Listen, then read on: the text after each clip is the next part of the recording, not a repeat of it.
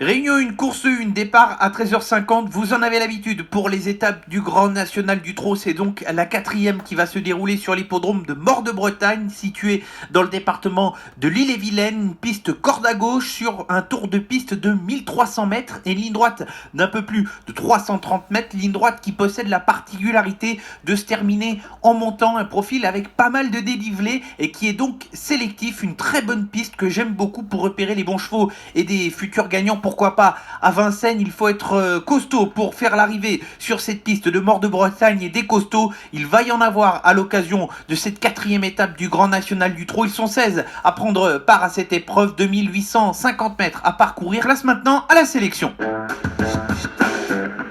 Je me suis appuyé sur 7 chevaux pour cette sélection concernant le Grand National du Trot. Avant le coup, je détache 2 chevaux dans la catégorie des incontournables et 5 parmi les associés. On va commencer tout de suite avec les incontournables, les chevaux avec lesquels j'attends de les voir terminer dans les 5 premiers et qui peuvent servir de base à des jeux en combinaison. On va commencer par celui qui sera l'incontournable favori de l'épreuve. Il porte bien ce mot d'incontournable. Il s'agit du numéro 4, Epsom d'Airfray. Le cheval continue de rattraper le temps perdu après avoir été éloigné de la compétition à l'âge de 4 ans. Je pense que l'hippodrome de Mort-de-Bretagne va parfaitement lui convenir puisque c'est un cheval de train qui est capable d'enrouler de loin. Tout autre résultat que la première ou la 2e place serait une déception pour lui. Mon deuxième incontournable va s'élancer au premier échelon. Ce sera une donnée très importante. On le verra dans la suite de l'analyse. C'est le numéro 7, Forum Mélois. Le cheval découvre un excellent engagement dans cette étape du Grand National du Trot. Il avait longtemps gratté la tête de son entraîneur Pierre Belloche en enchaînant les disqualifications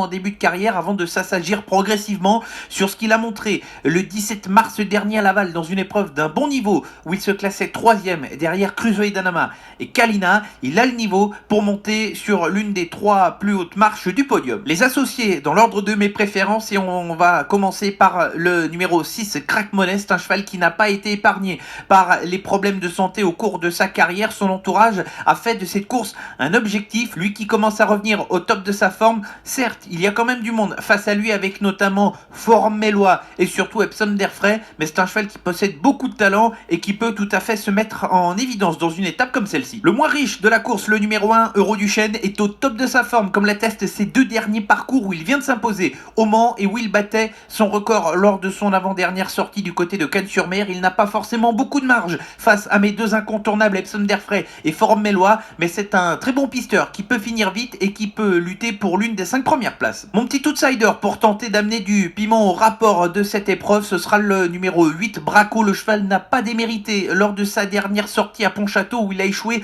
aux portes du Quintet après avoir fait un gros dernier kilomètre. Il possède beaucoup de ténacité. À l'effort, il ne dit jamais non. Le profil de Mort-de-Bretagne est fait pour lui convenir. La course s'annonce rythmée de plus et il ne part pas battu pour une place. Changement de décor pour le numéro 15, Décoloration, elle qui s'est imposée du côté de Marseille-Borelli dans un lot moins relevé. Elle est évidemment compétitive pour terminer dans le Quintet, mais il lui faudra être à son meilleur niveau pour essayer de monter sur le podium. Dans cette configuration, elle qui va donc rendre 25 mètres, je lui préfère très nettement son compagnon d'entraînement Epsom d'Airfray pour la victoire. Maintenant, Décoloration a des titres à faire valoir et c'est une bonne prétendante pour une bonne place. Enfin, on va terminer la sélection pour ce Grand National du Trot, 4e étape avec le numéro 5, Général du Parc. Il faisait déjà partie de ma sélection à Marseille. Ça s'est mal passé à Lyon où il était également dans ma sélection. Le cheval n'a pas été des plus à l'aise sur la corde à droite, ce qui explique les raisons de sa faute au dire de son entourage. Il lui faut avoir un parcours plutôt parfait comme le numéro 1,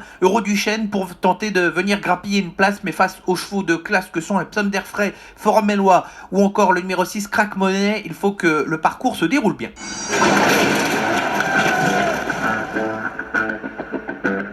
Avant de se quitter, la sélection gagnante, et on s'arrête dans la 7e course du programme avec le numéro 1, Galéo. C'est un cheval que j'aime beaucoup et qui possède du potentiel, qui devrait également bien vieillir au cours des prochaines années. Il n'est pas passé loin de faire afficher une belle cote sur la piste d'Angers à l'occasion de sa dernière sortie. Il y a tout de même un lot bien composé, mais son driver Alexandre Abrivard le connaît et je pense également que l'hippodrome de Mort-de-Bretagne est fait pour lui. Il avait déjà bien fait lors de son unique tentative sur cette piste où il avait terminé à la 3e place. Il va partir au premier échelon et il me semble compétitif pour un bon classement. C'est terminé pour ce numéro spécial Grand National du Trot. Merci de votre écoute pour 5 minutes prono présenté par